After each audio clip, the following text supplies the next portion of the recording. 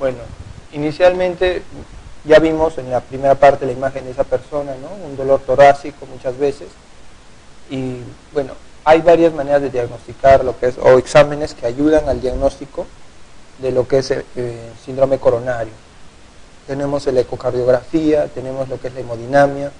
Hay bastantes parámetros hemodinámicos importantes para lo que es enfermedad coronaria. Tenemos inicialmente la electrocardiografía, que es parte de los criterios diagnósticos que tenemos que tener, la prueba de esfuerzo para determinar lo que son principalmente las anginas, y la clínica, ¿no? Inicialmente la angina de pecho va a ser diagnosticada simplemente por la clínica, ¿no? Recordar ello, las características del dolor torácico que van a tener este tipo de pacientes, ¿no? Es un dolor precordial, retroesternal, que puede estar asociado al esfuerzo, ¿no? La irradiación que va a tener, ¿no? Una irradiación hacia el brazo izquierdo, hacia la mandíbula también, ¿no?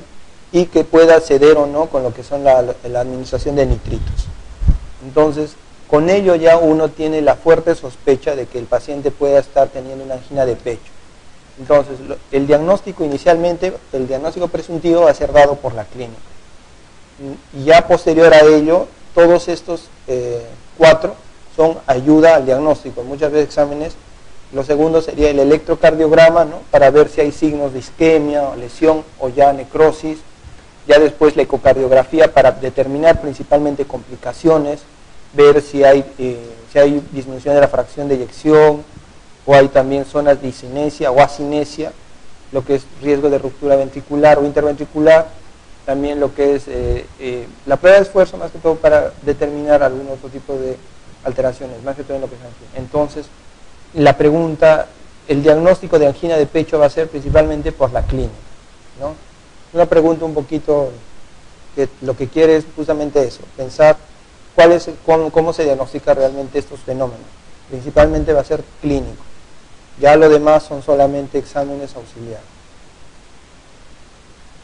Otra cosa que hay que tener en cuenta, aparte de la clínica del dolor, es los riesgos o los factores de riesgo cardiovascular. Son importantes, tienen que siempre tenerlos en cuenta. Inclusive hay nuevos factores de riesgo que muchas veces hay que buscarlos en cierto tipo de grupos de pacientes, porque tenemos lo que son modificables, no modificables y los nuevos factores, ¿no? Por ejemplo, los hábitos de vida son importantes, entre los antecedentes, lo que es el tabaquismo, el sobrepeso, la obesidad, lo que es el sedentarismo, la hiperlipidemia, ¿no? Las dislipidemias, lo que son las hipertrigliceridemias, hipercolesterolemias, la presencia de hipertensión arterial, lo que es la resistencia a la insulina y la diabetes mellitus propiamente, que son los factores modificables, ¿no? Cuando dice modificables es que nuestro objetivo para que el paciente no vaya a un evento coronario va a ser tratar de controlar estos 4 factores, ¿no? Hábitos de vida, lo que uno va a pedir es que deje de fumar, baje de peso, haga ejercicio, tratar de controlar la hiperlipidemia, dependiendo en qué casos simplemente puede ser manejado con dieta, o ya en qué casos es tributario a lo que es tratamiento farmacológico, lo que es hipolipemiantes o estatinas, control de la presión arterial, inclusive hay metas que uno tiene que cumplir, por ejemplo, menos de 140/90 en personas con factores de riesgo cardiovascular y menos de 130/80 en personas ya diabéticas, como meta. Y cuando tengamos como diabetes o ya haya resistencia a insulina, o sea, riesgos para resistencia a insulina, también tratar de controlar la glicemia, ¿no? Una hemoglobina glicosilada menor a 6.5 o 7 y niveles de glicemia, ¿no? Entre menos de 140. Ya los no modificables, es difícil que nosotros podamos hacer algún tipo de intervención, ¿no? Lo que es la edad, sexo, factores genéticos, principalmente lo que es edad y sexo, ¿no? A mayor edad, mayor riesgo de eventos coronarios. El sexo masculino es el mayor afectado, salvo lo que es la mujer, cuando ya entra a la etapa de menopausia climaterio, donde tiene igual la misma probabilidad de eventos cardiovasculares coronarios que el varón. Y ya los nuevos factores de riesgo, ¿no? Por ejemplo, la homocisteína, la hiperhomocisteína, ya se ha visto que es un estado de hipercoagulabilidad que puede llegar a producir eventos coronarios, no solamente coronarios, sino a nivel de fenómenos tromboembólicos, a nivel tanto arterial o venoso. también la determinación de la lipoproteína A. El dosaje de fibrinógeno también es importante, ya que el fibrinógeno puede estar incrementado en este tipo, o puede incrementar como una respuesta reactiva a este tipo de fenómenos, ya que el fibrinógeno también puede ser catalogado como un reactante de fase aguda, y también, bueno, la proteína C reactiva, ¿no?, que se incrementa en cualquier proceso inflamatorio. Entonces, principalmente recordar ellos, ¿no?, los que son modificables se pueden llegar a controlar. Por ejemplo, aquí, justamente cuando tenemos los factores de riesgo, lo que vamos a querer lograr es, controlando ellos, y en qué casos también podemos emplear tratamientos farmacológicos. Por ejemplo, aquí tenemos un paciente de 60 años, ya la edad misma es un riesgo, es asmático, es hipertenso, ya tenemos un factor de riesgo, es hipercolesterolémico, ya tiene 2 factores de riesgo cardiovascular, ha presentado 2 episodios de ANGOR en relación con el esfuerzo. ¿Cuál de los siguientes fármacos excluiría en el tratamiento inicial, ¿no? Muchas veces se va a plantear casos clínicos de esta manera. No solamente van a ver qué medicamentos no se deben emplear por las comorbilidades que pueda tener el paciente, sino también puede estar enfocado en qué tipo de terapéutica puedes enfocar o qué metas uno va a lograr. Por ejemplo, solamente dice hipertenso, pero ya ha tenido 2 episodios de ANGOR, entonces ya es coronario. En esos casos las metas son aún más estrictas. Uno va a querer una presión arterial menos de 130/80, o en lo que es el perfil lipídico, un LDL menor a 100 y un HDL mayor a 40. Ya, o sea, justamente para eso tiene la utilidad de conocer y identificar los factores de riesgo. Pero en este caso, como solamente nos dice que no deberíamos darle, ya por la comorbilidad que este paciente tiene, ¿no?, es asmático, tenemos que tener en cuenta que no podemos emplear lo que son beta bloqueadores, ¿no?, porque podemos empeorar el broncoespasmo. Entonces, podemos emplear verapamilo, aunque con riesgo de deprimir la función inotrópica, pero propanolol no podríamos dar, más que todo por el antecedente de ser asmático. Aspirina le podemos dar, pero a dosis como antiagregante plaquetario. Diltiazem también puede emplearse. Nitritos, si es un paciente que ya tiene ANGOR, seguramente ya en algún momento ha recibido. Entonces, en este caso, lo que no podemos emplear por el riesgo de broncoespasmo va a ser propanolol, ¿no? Lo que les decía, cuando tenemos factores de riesgo cardiovascular, tenemos metas. Por ejemplo, un paciente que tenga menos de 2 factores de riesgo, como el que vimos ya tenía 3 factores, ¿no?, que solamente sea hipertenso y tenga alguna dislipidemia, pero no haya tenido evento coronario todavía, entonces nuestras metas todavía va a ser un LD menor a 160, y todavía si solamente esté en rango de más de 160, solamente podemos emplear tratamiento dietético, o sea, darle una adecuada nutrición, y cuando recién sea mayor a 190, iniciar tratamiento farmacológico.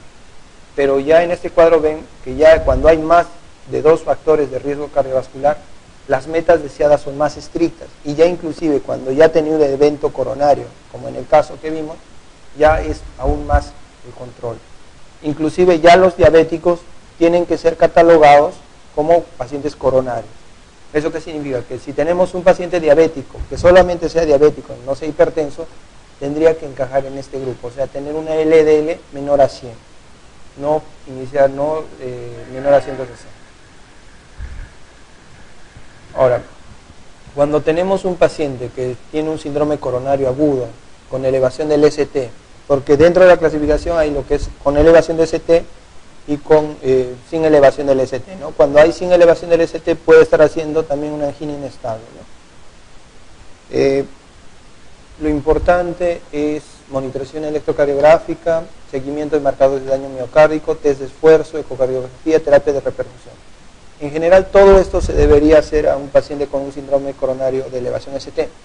No nos da el tiempo de acción, ¿no?, que es importante en estos casos para lo que es la terapia de reperfusión. Pero lo ideal o lo de elección cuando tengamos un síndrome coronario con elevación del ST va a ser terapia de reperfusión.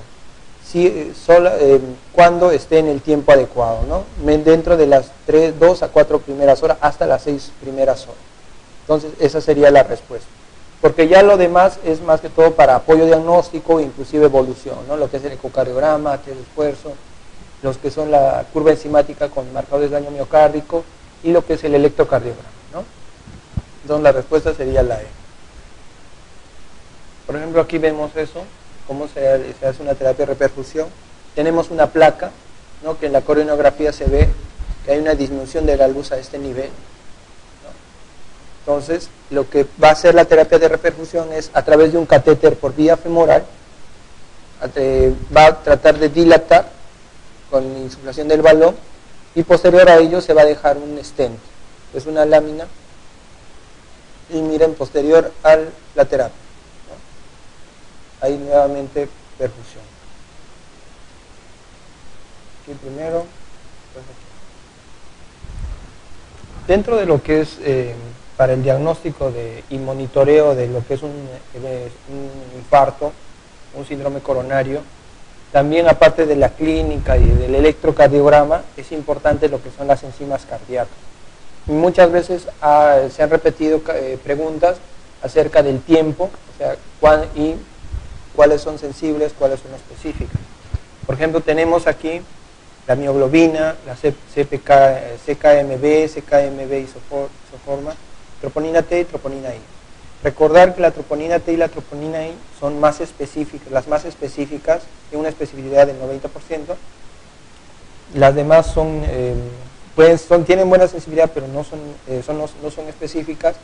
Pueden inclusive encontrarse en otro tipo de patologías sistémicas también, enfermedades como enfermedades renales también, metabólicas también. Otra cosa que hay que recordar es el tiempo a las horas cuando aparecen. Por ejemplo, a las primeras horas, la primera enzima cardíaca en elevarse va a ser la mioglobina. ¿Ya? Eso recuerden, las primeras 4 horas del evento coronario, la mioglobina es la primera en elevarse. Tiene un pico a las 4 horas, un pico máximo hasta las 6-7 horas y desaparece a las 24 horas, o sea, se hace normal a las 24 horas. Mientras que las que duran en el tiempo, o sea, podemos encontrarlas hasta 14 días, hasta 20 días, dice alguna literatura, va a ser la troponina T y hasta 10 días la troponina I. Ya las otras son variables, puede ser hasta 3 a 12 horas y pueden durar hasta 3 días, las CPKMB. ¿Ya? Aquí tenemos un esquema donde vemos, aquí en el punto 0 es, digamos, el paciente ha sufrido un evento coronario. Y como pueden ver, las primeras horas, la primera enzima en elevarse va a ser la mioglobina. ¿Ya? Posterior a ello ya van a elevarse la CPKMB, la CPK total y las troponinas T y la troponina I. Pero la mioglobina es la primera en desaparecer, solamente tiene una duración de 24 horas. Ya las demás persisten y la que persiste más va a ser la troponina, ¿no? Hasta 14 días, la troponina T. Esto es importante porque no solamente nos van a ayudar al diagnóstico, o sea, cuando veamos que haya una elevación, sino también en el seguimiento, ¿no? Para ver cómo va la elevación, cómo va la evolución, porque lo que uno busca en la evolución es que las enzimas cardíacas tiendan a una disminución progresiva, ¿no? Vayan disminuyendo. Si en cambio se persisten elevadas o se incrementan aún más, uno tiene que pensar que el evento coronario persiste o ya se esté complicando. ¿Cuál de los siguientes marcadores cardíacos es más útil para confirmar el diagnóstico? O sea, ¿cuál sería el más específico para poder emplearlo, o sea, que tengamos la mayor seguridad de que estemos ante un infarto de miocardio? Todas estas son enzimas cardíacas, inclusive antes la TGO y la LDH también llegan a elevarse en lo que es eventos coronarios, pero ya no se utilizan tanto. Tenemos CPK total, CPKMB, troponina T, mioglobina, ¿no? Pero lo que la premisa dice es cuál es la más útil para confirmar, o sea, la más específica sería la troponina T, ¿no? Las demás pueden orientar al diagnóstico, pero no con ellas vamos a llegar a decir que estemos confirmando el diagnóstico de infarto de miocardio. Mucho cuidado de esa parte. Por ejemplo, aquí nos da un caso clínico, una mujer de 81 años, tiene una disnea de 2 días, o sea, un cuadro agudo, y parece tener un cuadro de insuficiencia cardíaca, pero de 2 días, llama la atención una insuficiencia cardíaca aguda, tuvo un episodio de dolor torácico de 4 horas de duración. ¿Cuál es el marcador más precoz que se eleva en las primeras 4 horas? O sea, si esta paciente ingresa a cualquier emergencia, lo que todavía vamos a encontrar es un incremento de la mioglobina, ¿no? Por el tiempo de evolución. Y bueno, aquí justamente la pregunta dice, ¿no? ¿Cuál es el marcador más precoz que se elevaría en las primeras horas, ¿no? Sería la mioglobina. Recordar ello también, porque nos puede ayudar a determinar si el evento coronario se está dando de forma precoz o ya se realizó. Muchas veces es la duda cuando un paciente llega a cualquier servicio de emergencia, ¿no? Si el evento coronario fue, cuando más que todo en el electro hay presencia de ondas Q. Si ya ha tenido un evento previamente o está teniendo un nuevo evento coronario. Y para ello nos pueden orientar mucho lo que son las enzimas cardíacas. ¿Cuál de los siguientes agentes se ha demostrado capaz de reducir la mortalidad? Igual, ya vimos insuficiencia cardíaca. Hay estudios también en lo que son enfermedad coronaria, donde hay medicamentos, fármacos que pueden reducir la mortalidad a largo plazo y también disminuyen el riesgo de un nuevo infarto. Es igual los beta bloqueadores y los YECA. Solamente beta bloqueadores y YECA ya tienen la evidencia de que pueden reducir la mortalidad. Entonces aquí tenemos bloqueador de canales de calcio, verapamilo, nitritos, beta bloqueadores y digoxina, ¿no? Las respuestas serían beta bloqueadores. Recordar ello, en lo que es los beta bloqueadores y los YECA reducen la mortalidad y la aparición de nuevos infartos. Por eso parte de la terapéutica en lo que son pacientes coronarios, aparte de la antiagregación, anticoagulación, es importante lo que es el empleo de beta bloqueadores y YECA, pero eso lo vamos a emplear a largo plazo.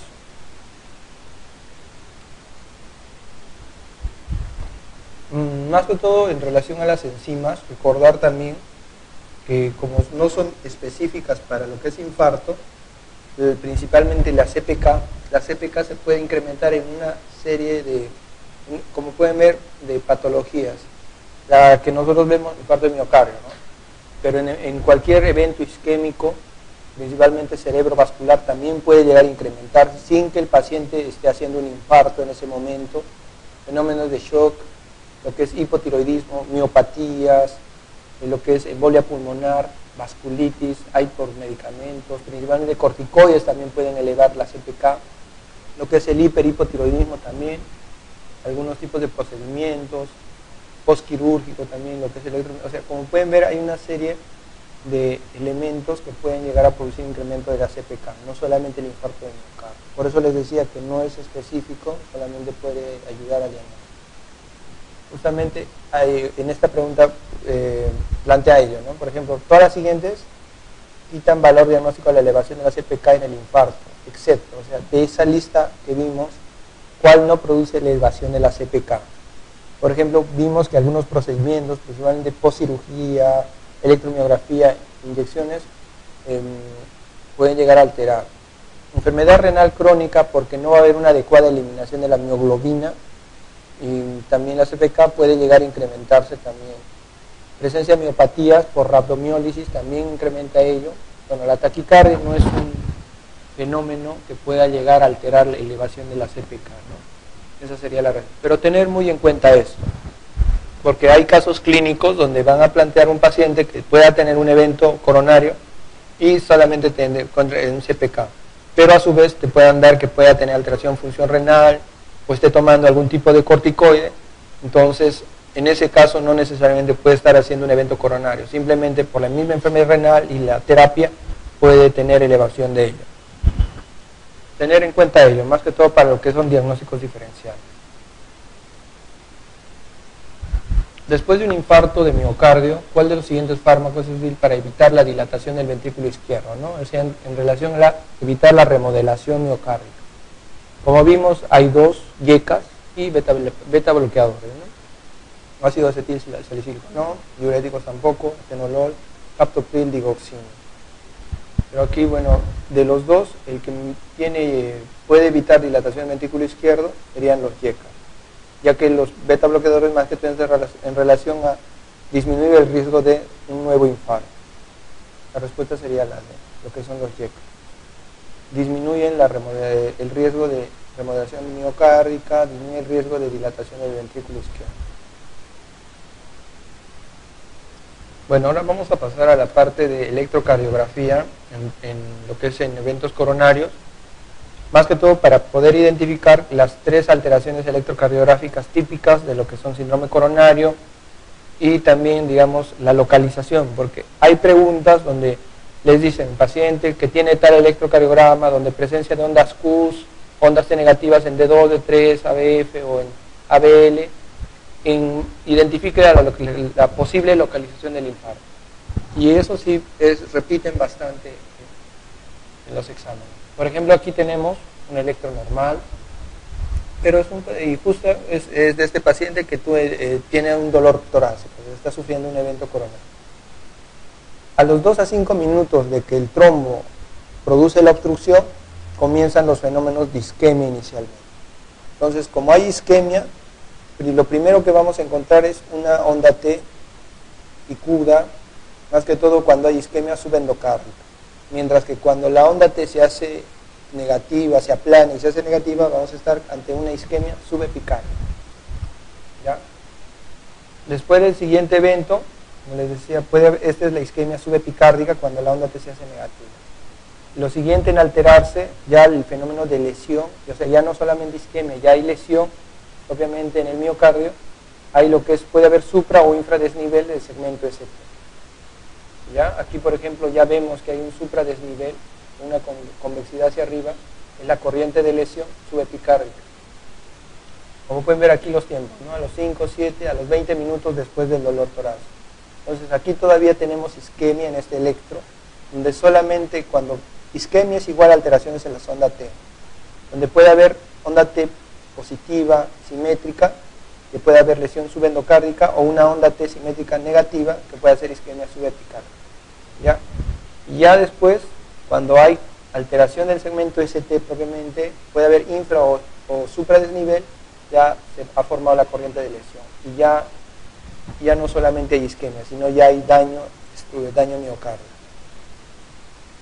Ya después, a los 20 minutos, persiste la corriente de lesión. Aquí pueden ver, sigue habiendo el supradesnivel y ya comienzan a formarse las ondas Q, que la onda Q ya va a traducir en necrosis, ¿no? Aquí vemos que en el electro ya hay un supradesnivel, aquí bueno, ya no se ve la onda T, y tenemos aquí una onda Q, ¿no? Ya aquí tenemos ya un paciente que ya a los 20 minutos de haberse producido la lesión, tenemos una onda T de isquemia, una corriente de lesión y ya se va formando todavía la onda Q. Porque ya las ondas Q se van a establecer, o sea, ya va a haber necrosis probablemente ya a partir de las 4 o 6 horas ya se establece. Por eso es que el tiempo o la terapia de reperfusión disminuye su efectividad con el paso de las horas por la presencia más que todo de necrosis, donde en esos casos ya la reperfusión tiene menor efectividad. Entonces, en sí, este sería un electro de una persona que está teniendo un síndrome coronario agudo. Y estas son las tres alteraciones electrocardiográficas que ustedes tienen que reconocer. La isquemia, la onda T, lo que es la corriente de lesión, con alteración del segmento ST, y la formación de las ondas Q de necrosis. Por ejemplo, ya en la fase crónica, en un paciente que ya ha tenido un evento coronario, ya está con terapia, ya puede ser a los 3 meses del evento, ya desaparece la onda T, el supradesnivel o el infradesnivel también llega a desaparecer, pero lo que persiste en el tiempo van a ser las ondas Q. Eso sí permanece. Aquí, por ejemplo, es un paciente que tiene Qs en B2, B3, B4, ¿no? La corriente de lesión desaparece, lo que decíamos, la onda T también negativa puede desaparecer o permanecer, pero lo que persiste en el tiempo van a ser las ondas Q. Entonces, aquí sería que ha tenido un infarto anterior extenso, ¿no? Porque va de B2 a B4. Esto entonces es la necrosis, ¿no? Ya la fase crónica del infarto. Muchas veces, por eso, hay pacientes que tienen este tipo de electros y solamente es que ya es un paciente que ha tenido en algún momento un evento coronario. No es que realmente está haciendo o realmente en ese momento se esté infartando, ¿no? Mucho cuidado. ¿Ya? Lo siguiente, como les decía, es importante la localización de los infartos y eso para ello nos va a ayudar mucho el electrocardiograma. Eso vamos a determinar qué zonas del ventrículo ha llegado a comprometer el infarto. ¿Ya? Por ejemplo, tenemos lo que es el lateral, el anteroseptal o anterior y anteroseptal, inferior y el posterodorsal o posterobasal. ¿Ya? Cuando toma lo que es cara inferior, o sea, aquí más o menos el esquema lo que busca es, está el sistema de las derivaciones, cuando ve lo que es cara inferior va a tomar las ABF, D2 y D3, o sea, las que están hacia abajo, ¿no? D2, D3 y ABF, donde vamos a decir, si encontramos ondas Q en estas tres derivaciones, posiblemente el infarto haya sido de cara inferior. Lo que es lateral, tenemos lateral alto y lateral bajo. Lateral alto van a ser D1 y ABL. Lateral bajo van a ser B5 y B6. Más que todo por la localización de los electrodos, ¿no? Porque cuando lo que es anteroseptal, ahí lo que uno tiene que buscar, ver bien, son las derivaciones precordiales. Puede ser solamente apical si llega a complementar solamente B1. Y ya se hace anteroseptal si llega a complementar B1, B2, B3, B4. Si llega a comprometer de B1 a B6, ya es un infarto anterolateral extenso, ¿ya? Y ya lo que son, hay otro tipo de derivaciones, me olvidé decirles que son posteriores, justamente tienen el objetivo de localizar los infartos, son B8 y B7, son electrodos que se colocan en la parte posterior del tórax, donde si vamos a ver aquí corrientes de lesión o alteraciones electrocardiográficas, puede identificarnos que la localización del infarto puede ser posterior dorsal o posterobasal.